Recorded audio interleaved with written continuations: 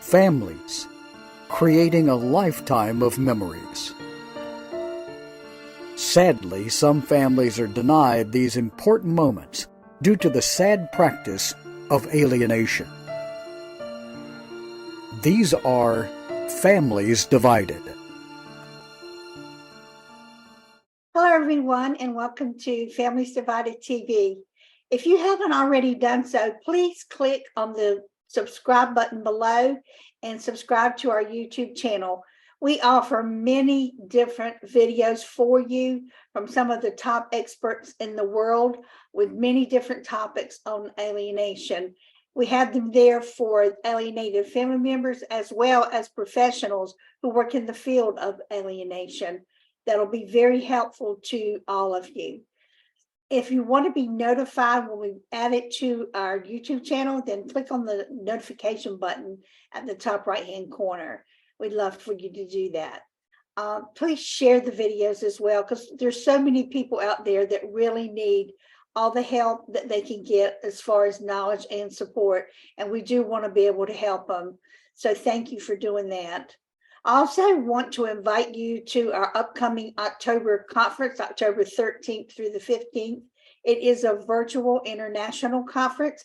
It runs for 2.5 days, and we are really excited about it. It's titled Alienation, the Truth Regarding the Trauma and the Abuse. We do know there's a lot of false information that's being given out there, and this conference is going to give you all the right information with the proof, and it'll also give you things to help support you as an alienated family member too. So this conference is by far the best conference that we've ever done, and I'm really excited about it. We're going to have stuff going on all the time, and what you need to do is go to familyaccess.info, and there's more information there, and click there also to register. Many have registered. If you can't, be there for all of it, you can register and then watch it, because we're recording it, and you can watch it at a later date, which will be great. So we hope you'll be able to do that.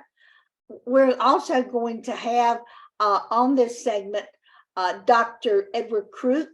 He is our keynote speaker that will be speaking, and he's going to share with you what he'll be speaking on at the conference. So take a listen. Tonight, we have attorney Chris Smith, and he's got a really interesting topic that he's going to present to us. It's one that's necessary for some people that really need help in this area. The motives for a parent to alienate a child from the target parent are varied. However, theology and faith may play a role in motivating a parent's alienating behaviors. And attorney Chris Smith, however, is going to discuss with you in some instances, sincerely held religious beliefs may trigger allegations of abuse and neglect, or prompt a parent to feel the need to control a child's religious upbringing and, by extension, their schedule. Chris identifies 2 real-world scenarios where theology impacts custody actions by a parent and forces the targeted parent to litigate their right to a shared relationship with their children. He's come across this several times in his practice, and he really feels this is a good topic to share with you tonight, and it really is. It's very interesting. So, I hope you get a lot out of it. We're going to be back with attorney Chris Smith and Dr. Edward Crook right after these messages. Divorce and co-parenting are a major life interruption for families, especially the kids, but also for parents and grandparents. And it's even worse in blame-filled, high-conflict cases. When parents engage in alienation by turning the kids against the other parent or grandparents, kids suffer. They're denied the opportunity to build the 4 big skills necessary for future resilience. New Ways for Families online class can help. Parents learn to use our popular BIF and EAR skills to calm the conflict and stop the hostile emails and texts. And we even have a class for kids and parents to learn together. Research shows a 75% improvement in joint parental decision-making after this course is taken, plus overall improvements for kids' well-being. Don't wait to make this affordable investment in your children's future and improve your well-being too. Start learning new ways for your family today at conflictplaybook.com. Sadly, too many know the pain and trauma associated with parental and grandparent alienation. Family Access, Fighting for Children's Rights, will present an important international virtual conference on October the 13th through the 15th, 2023. Alienation, the Truth Regarding the Trauma and Abuse will feature world-renowned experts in the field of alienation. You'll join conference event coordinator Elaine Cobb and moderator Megan Hunter as they introduce you to keynote speaker Dr. Edward Crook. Plus, you'll hear important presentations from Dr. Joshua Coleman, Lisa Rothfuss, Dr. Mary Alvarez, Chris Smith, Bill Eddy, Dr. Sue Kornbluth, Dr. William Burnett, Melanie Gill, and Megan Hunter. Join the many attendees already securing their spot for the conference. Alienation, the Truth Regarding the Trauma and Abuse. Visit familyaccess.info for all the details. This special conference is being hosted by Family Access, Fighting for Children's Rights, by Still Partners Foundation, and by PASCA. Parental alienation is child abuse. Hello, and my name is Chris Smith, and I am excited to come to you today and to talk about an issue that I think has been it's been on my mind, and it's been something that we've been dealing with in our practice that is a little bit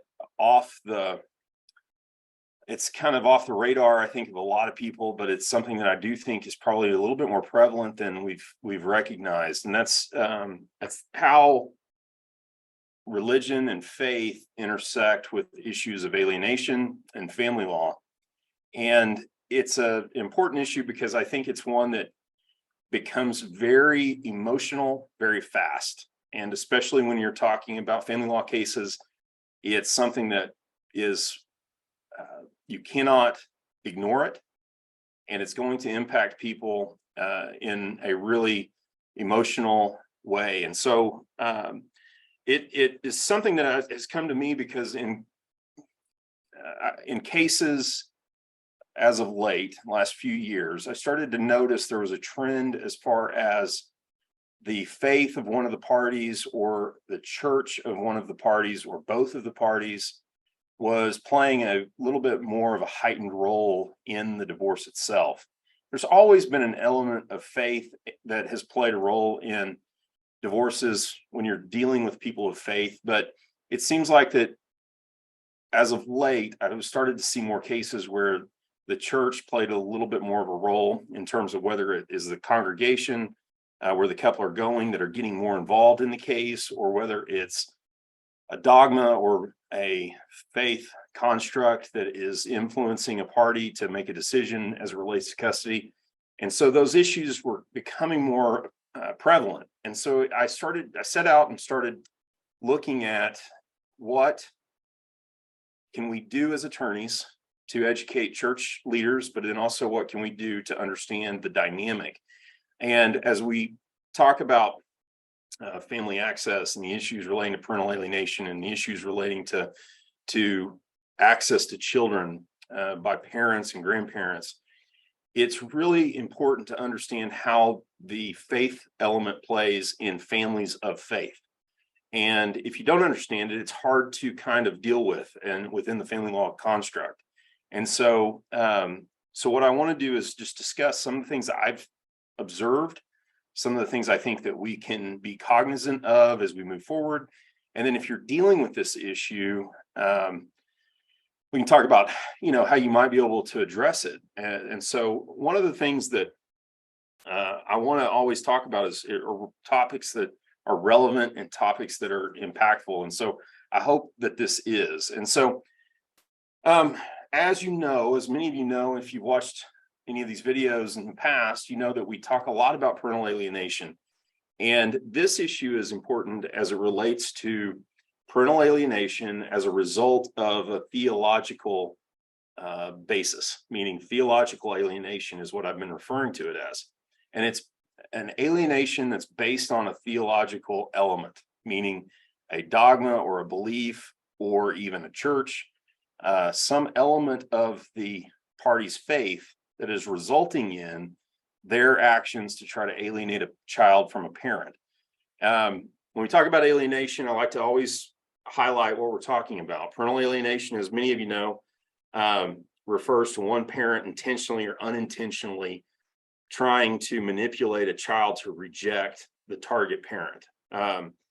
This can come in the form of bad-mouthing the parent, limiting contact with the parent, alienating language that's used in the home of the alienating parent, and then false allegations of abuse as it relates to the other parent, the target parent.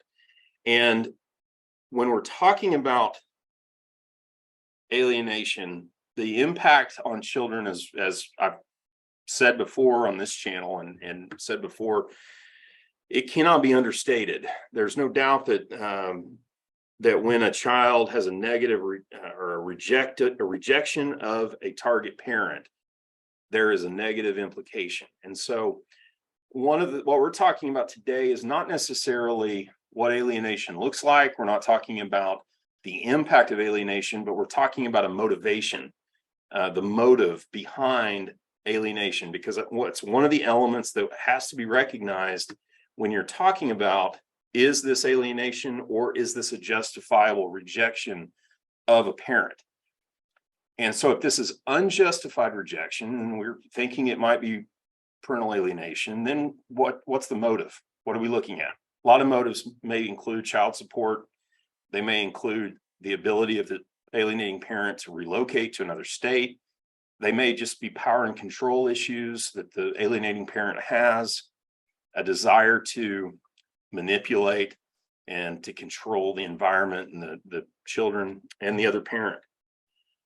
But in some cases, that alienating behavior might be the result of a theological viewpoint, a faith element that we're not recognizing, or it may be front and center in the case. And if that's the case, it's really important that we think about what does it mean? Like, what are we really dealing with here as it relates to this family? And if you're in a family of faith, maybe you and your spouse, you grew up in the same faith, you have the same common viewpoints, you adhere to the same dogma, you adhere to the same hermeneutic and theological interpretation, and you don't have any issues as far as disagreements on theology. God bless you if that's the case. For many, one party grew up over here in this church, one party may have grown up over here in this faith. There are very different faith elements at play. Maybe they go to church together. Maybe one goes to the synagogue, one goes to a church. Maybe one doesn't go. Maybe one goes over here. Maybe you've got someone of the Jewish faith, someone who's Catholic, and they're married, they're making it work, but then something happens that leads to a divorce. And maybe there is something that is so central to their belief structure that it starts to creep into the family law case. And that's what I want to talk about right now. Because I've started to see it in cases as they come to us. We're starting to see where issues of faith come into play. Now, I've always recognized that there were cases that wanted to establish infidelity for religious reasons, because there's always been an element of, if there is evidence of infidelity, most faith groups adhere to the idea that infidelity is a justification for divorce. and I don't want to get into issues of interpretation, dogma, and all these things, but I'm just generally speaking, wanting to look at how these things impact divorce cases and custody cases as it relates to parental alienation. So if infidelity is present, then most groups will agree you have a basis for a divorce. But then you get into other issues of, well, what if there's no evidence of infidelity? What if there is evidence of neglect? What if there's evidence of abuse? What if there's evidence that of some other basis that maybe your faith group says, yeah, you can divorce.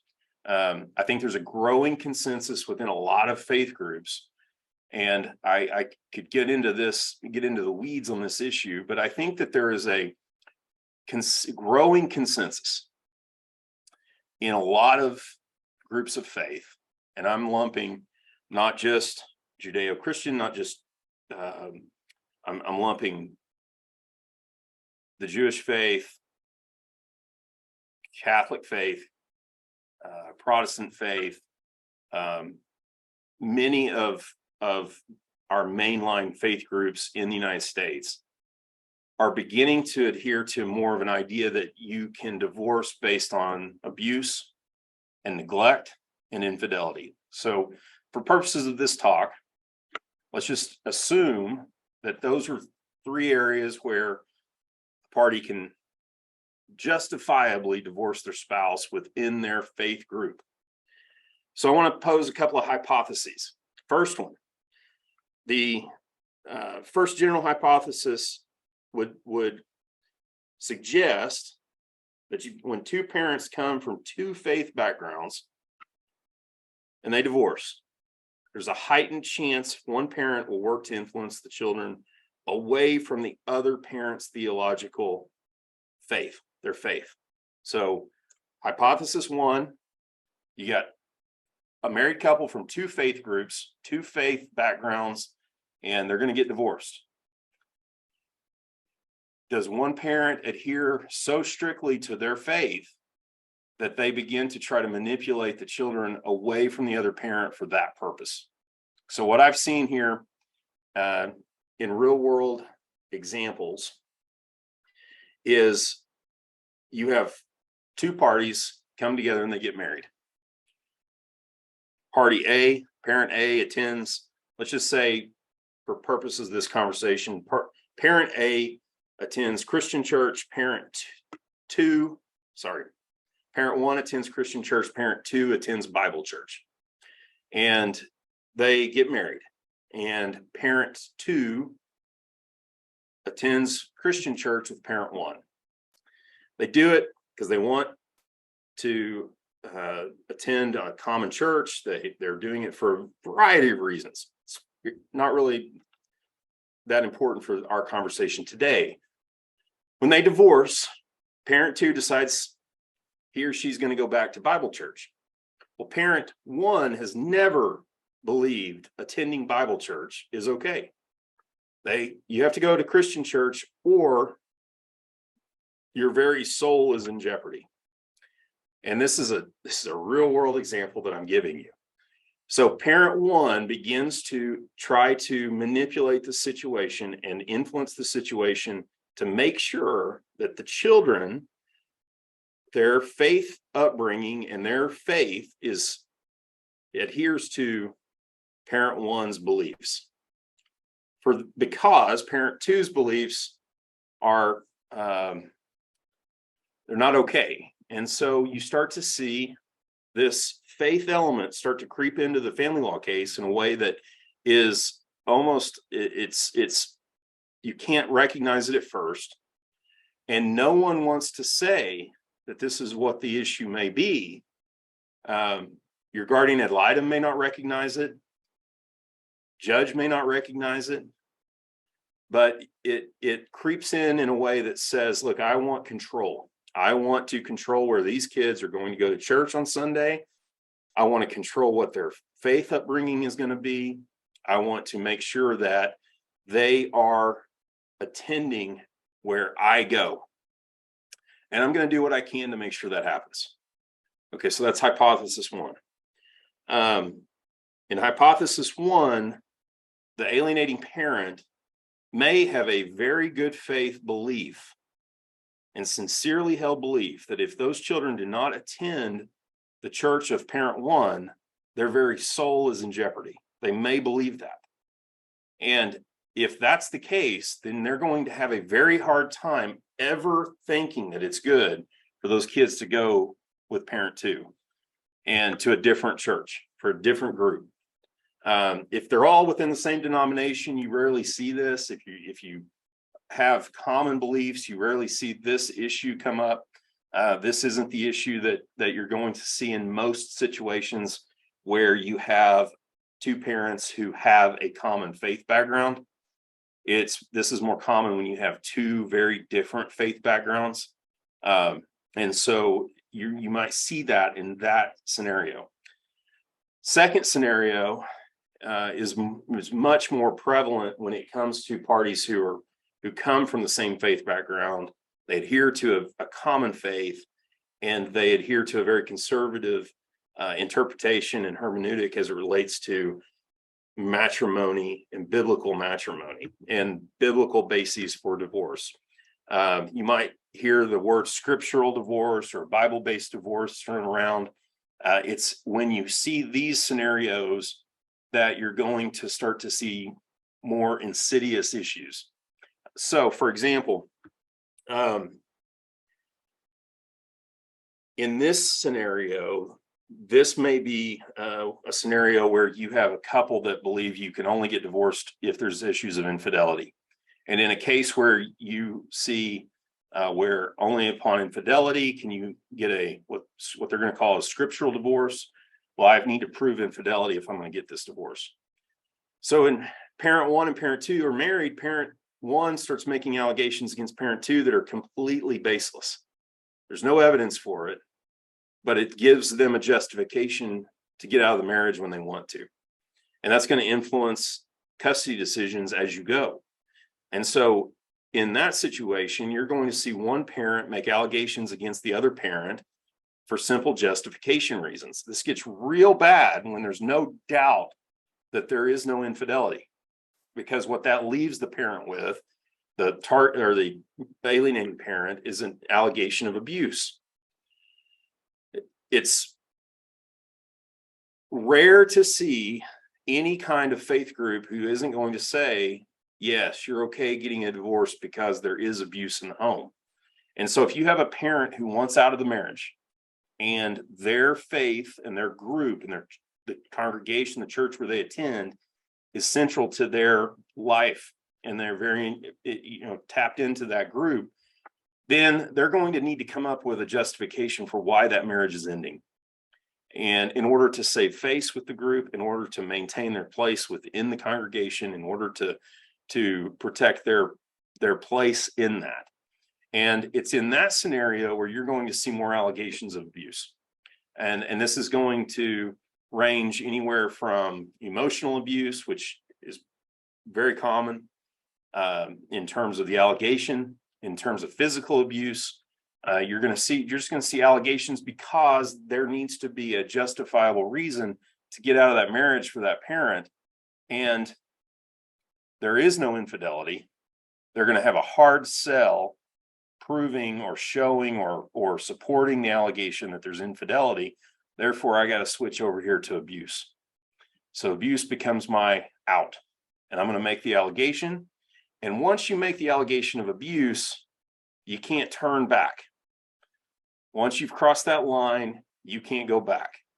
As I've said in other videos, once you've made the allegation of abuse, it triggers certain presumptions, but it also triggers certain ramifications if it's a false allegation of abuse. It might result in sanctions. It might result in being held in contempt. It might result in attorney's fees being awarded to the other side if that allegation of abuse is false. So when you see a parent who goes hard into the allegation that abuse has occurred, they can't turn back. There's no safe harbor at that point for them to return to, and they have to stick to that narrative. And once that narrative gets played, it's going to have ripple effect throughout the entire divorce process, because it's going to impact everything from custody, visitation, attorney's fees, potentially support alimony, maybe even property division. And so those and all of that began because one party needed to justify their out in the marriage. And whether it's the fact that they were embarrassed, the fact that their faith group says you can't get remarried if you don't have a justifiable reason for the divorce, whatever it might be. It's created by this sincerely held belief that there are limited reasons why someone can get divorced. Now, some at home may be saying, well, it's not an issue for me. We don't have to worry about that. You may be absolutely right. But even if you are, I've seen cases where there's some conversion mid-marriage that leads to the divorce because one party decides I'm going to live a different life over here. And one party says, well, I'm going to live the same life I've been living my entire marriage to you. And they don't change. There's no growth there and there's no understanding. And so there's a question that gets raised. Well, are we going to keep doing this? And if the party who wants to make the change is the party who recognizes the faith issues, they might start this entire cycle as a result of what they're believing. And so it can affect anyone. It can affect grandparents, because grandparents may not have the same faith or theology that their son and daughter-in-law have, and their kids follow the son or daughter-in-law. It can affect children, obviously, because once the decision is made that I am going to create a narrative that justifies my divorce within my faith, then that narrative has to be played out till the end. And if it's a narrative that dad abused me, mom abused me, it has ramifications that we can't put back in the bottle. And so it's very important that when we look at marriages of faith who are going to go through a divorce, that we're very cognizant of the fact that that is a very sensitive time in that pre-divorce stage, where that marriage, that divorce can go one way or it can go another way, based on how that couple is counseled at that time as to what the basis for their divorce is.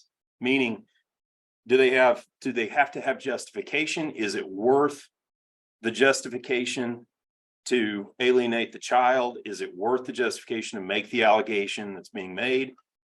Those are the questions that have to be asked. And if you are someone who is a leader within a faith group and you counsel couples whenever they're considering divorce, you have an obligation to understand and consider the ramifications of your counseling as it relates to their civil divorce.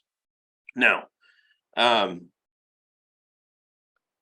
a lot of material on this, and I am happy to talk about, some of the things that we look at as it relates to these scriptural divorce issues. And I've written on it. I've got a couple of books I'll share. I always like to share a book or two. Rubel Shelley wrote a book on divorce and remarriage that's good, with a theological viewpoint. David Instone Brewer wrote a great book, Divorce and Remarriage in the Church. Another great book. And then if you want more of my opinion on it, I wrote my own take on it in the book Faithfully, Marriage and Divorce in the 21st Century Church. And so this is an issue that is critically important to men and women of faith. And if you're not a man and woman of faith, you don't need to worry about it. You may or may not have this. This may not impact you at any given point. But if you are someone who is coming from a place of faith as it relates to your marriage, and you are, I have cases pending right now. One of them is a Catholic marriage, and one party is very much adherent to the Catholic dogma as it relates to matrimony, and the fact that he and I have counseled extensively on this topic, and the wife is not as adherent to that issue, and it's created some rub and some friction in that case. Got another case involving mom and dad and kids, and very much like the first hypothesis that I referenced, and one party wants to go to this church, one party wants to go to this church, but this party over here believes that if the kids don't go with them, they're not doing the right thing. And what do you do with that situation? What do you do in that situation when you're the parent who simply wants the relationship with the kids and is trying to navigate this issue of the theological reasons why someone is making an allegation against you to try to keep the kids away from you? The best you can do is to litigate the case, just like any other parent alienation case. Put your truth out there first and make sure that you are documenting everything. And it's going to be a hard sell. I'll tell you that most courtrooms that I've practiced in are not going to keep children away from parents because of issues of faith. And most people know that. Most people are counseled to that end. And that's why you've got to be careful when you see this issue coming on, that you don't wait too long to try to finalize your case. Most cases that I've seen where there's been catastrophic allegations of abuse, they've happened after the case has been pending for some time.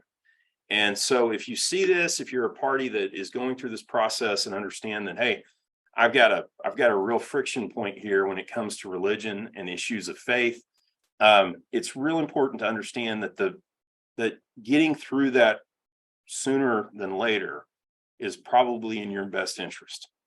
And hopefully you have good counsel who can help you navigate the process efficiently.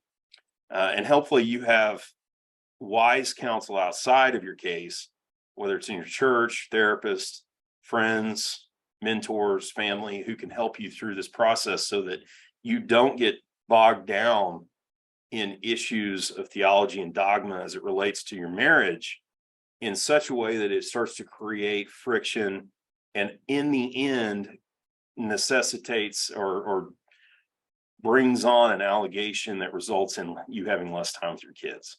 And I'll tell you, just anecdotally, I've seen this happen a lot when you're dealing with issues that go beyond just simply church issues versus church issues. Sometimes it might be church issues versus sexuality, gender issues. Sometimes it might be something, as simple as I just want to take them to church every Sunday versus you taking them, or you don't get up every Sunday to take them, so I want to take them. And it can be the smallest thing that results in that allegation or that effort to try to distance and divide the children from you because that other parent, that alienating parent, has a desire to control that situation. And so the reason that I wanted to talk about this is solely because it's something I've begun to see in more cases. And it may be that in my practice, I deal with a lot of couples of faith, very well may be, but it also may be that I think we're losing the ability to counsel couples when they're in this process of considering the divorce. we've lost the ability, or we don't have the knowledge and skills and the understanding of the divorce process to be able to counsel couples in a way that gets them through this without being subject to these alienating type behaviors and these alienating custody decisions. And if we can begin to start to understand more within our communities of faith how the faith and divorce law intersect, I think it'll help everybody involved. And so I hope that, today I just wanted to introduce the idea of the concept. I'm happy to discuss it further. As I've said, I've written on it. It's an issue that's near and dear to my heart because I think that it's something that is so personal and so central to the core of who people are who are dealing with this issue. And it's heartbreaking when you have someone who is going through a divorce without their own. It was not their choice.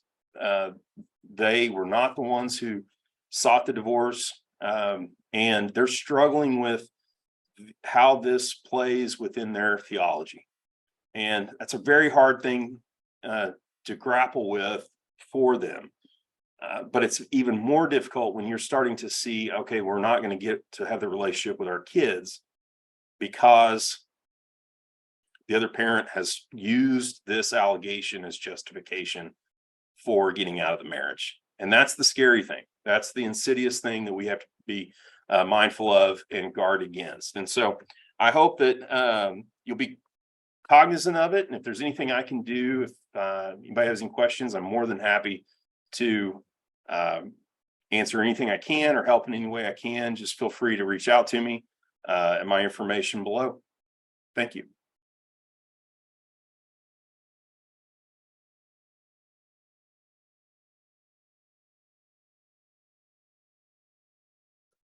Hello, I'm Edward Crook, and I'm pleased to be the keynote speaker for the 2023 Family Access International Conference under the theme Alienation, the Truth Behind the Trauma and Abuse of alienation. And the title of my presentation, which is The Trauma of Parental Alienation as a Form of Family Violence and Child Abuse, is directly in line with the theme of the conference.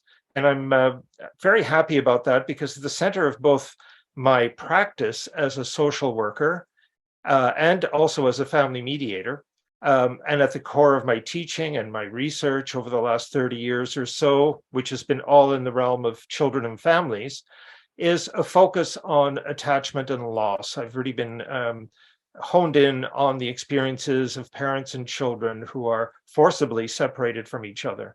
And I've always adopted from the beginning, over the last 30 years, it's always been at the center of my practice is a trauma-informed approach. The interventions that I utilize in practice and the practices that I teach in social work and family mediation are very much trauma-informed. What is unique about parental alienation? That it's a kind of a unique form of trauma, a unique form of complex trauma on many levels. First of all, it affects both targeted parents and their children in parallel, and practitioners in the field are really challenged in regard to intervention that is directed at both child and parent. Secondly, it's an unresolved form of trauma and of abuse. It's ongoing. It remains unresolved. I noted that from the beginning of my research with traumatized parents and their children. It seems to never, that there's a full-scale grieving process, a full-scale trauma going on, but it's ongoing and it's never really resolved in many cases. People get stuck at different sort of points of the bereavement and attachment and loss continuum, and thus it presents challenges. It's an immediate kind of urgent crisis for people. It doesn't seem to get better with time, the trauma. Thirdly, it's both a form of individual abuse and collective abuse. That really makes it very complex and requiring a multifaceted approach, not just at the individual level, but at the sort of systems level. There's both an individual perpetrator involved in the abuse, but it's also a collective form of abuse in which social institutions such as the legal system, the child welfare system, the courts, it's both, individual and collective abuse, in that it seems that we're working with a system that's invested in maintaining the status quo and doesn't really deal with parental alienation all that effectively. Now, what you'll get from me in my presentation will be, I guess, a more radical view of reform that's necessary. I'm going to focus also on diagnosis and assessment of parental alienation. It's really not that hard to diagnose violence and abuse and trauma and alienation. So why do we keep getting stuck in that regard? I'm really going to kind of focus on a practical approach to the reduction of harm and elimination of parental alienation. But my focus is mainly going to be on systemic change and the need for that, and how everyone has a responsibility toward addressing the alienation. It seems that the system, so-called the system that so many parents talk about, seems almost tailor-made to not only perpetuate parental alienation, but to create it, to cause it, in that it polarizes parents. There's sometimes potential for healing and reconciliation in the sense of not kind of cutting someone out of the picture in a child's life. This primal wound that is parental alienation can be prevented through systemic reform, removing those who profit from the adversarial system just right out of the picture. At the very least, you'll find my perspective to be thought-provoking, and the ideas that it stimulates will challenge these so-called received ideas, ideas that you've received over the years. And I'm looking forward to challenges, questions, debate, discussion, whether you're a parent, a politician, a policymaker, or a family practitioner in the legal or mental health fields. We all have a role to play in ameliorating, reducing harms, ameliorating alienation, and eliminating alienation. We're all responsible. I look forward to the conference, and thank you for your time today.